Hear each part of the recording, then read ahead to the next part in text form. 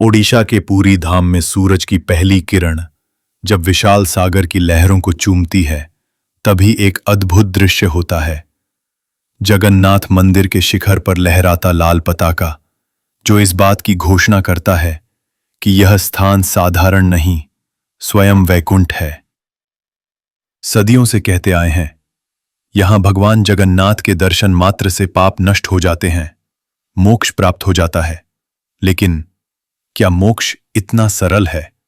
क्या पुण्य केवल दर्शन से मिलते हैं? क्या नियमों और मर्यादाओं की कोई आवश्यकता नहीं?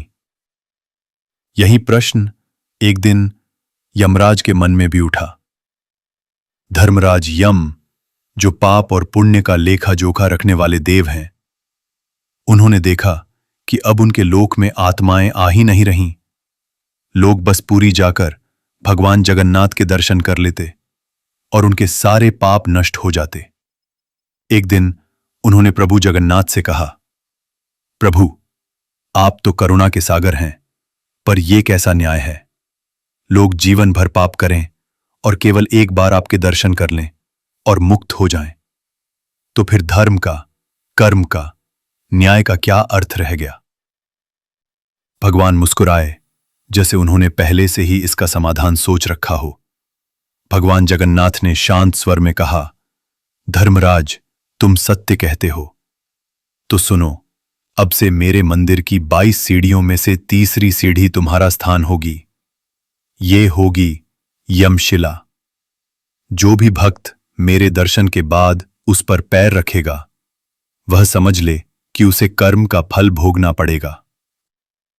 यह शिला तुम्हारा दरबार होगी और यह तय करेगी कि किसने सच्चे मन से भक्ति की है और किसने केवल दिखावा। अब भी वो नियम चलता है। आज भी जब भक्त मंदिर में प्रवेश करते हैं तो तीसरी सीढ़ी पर पैर रख लेते हैं, क्योंकि वह मार्ग है प्रभु की ओर जाने का। लेकिन जब वे लौटते हैं तो सावधानी बरतते हैं, कहीं तीसरी सीढ़ी पर पैर न पड़ जाए, कहीं यमराज नाराज न हो जाए। यही कारण है कि वह शिला काले रंग की होती है, ताकि हर कोई पहचान सके। यही है यम का सिंहासन।